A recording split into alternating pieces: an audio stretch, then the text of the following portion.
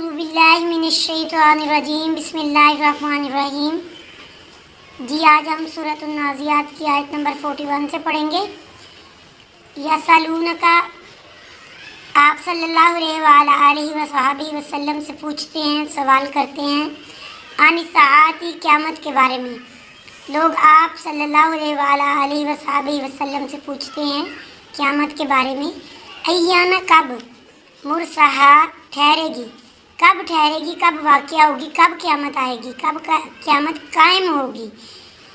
और वो आप ख़ातमुन नबिय्यीन सल्लल्लाहु अलैहि वसल्लम से पूछते हैं, सवाल करते हैं आने साथ ही क़यामत के बारे में कि वो कब कायम होगी।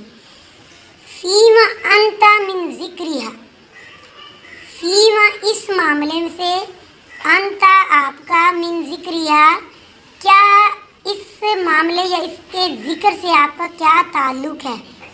फ़ीमा यानी कि ये जो क़यामत के बारे में जानना या क़यामत का वाक़या करना, ये सारे मामलात या काम अल्लाह ताला के हैं।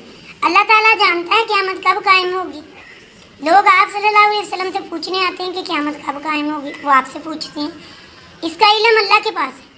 इला रब्बिका, आपके रब के पास, मुंतहाहा, इसकी इंतहा यानी इसका इंतहाई इल्म यानी असल इल्म अल्लाह ताला के पास है क़यामत कब कायम होगी।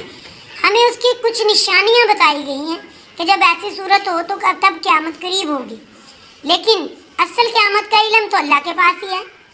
और आपसे लोग क्यों पूछते हैं, आपका इस बात से, इस मामले से, इस हवाले से क्या ताल्लुक़ है कि क्यों पूछते हैं आपसे।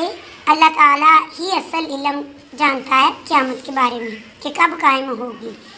इन्नमा अंता मुंज़िरुन, इन्नमा बेशक आप, मुंज़िरु डराने वाले हैं, मैं यख्शा जो उससे डरे यानी क़यामत से डरे।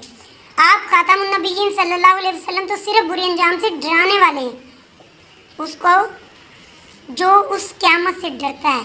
कअन्नहुम, गोया कि वो, यौमा, जिस दिन, यरौनहा, देखेंगे, लम नहीं, यलबसु, वो रुकेंगे या रहेंगे, इल्ला मगर, अशियतन, शाम को, ओ दुहाहा, या सुबह।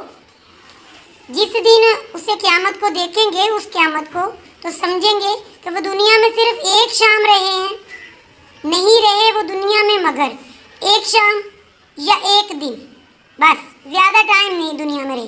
अगरचे उन्होंने सालों दुनिया में गुजारे होंगे, लेकिन जब क़यामत कायम हो जाएगी, क़यामत के वाक़े होने को देख लेंगे तो कहेंगे हम तो दुनिया में सिर्फ एक शाम रहे हैं या फिर एक सुबह रहे थे। सदाकल्लाहुल अज़ीम।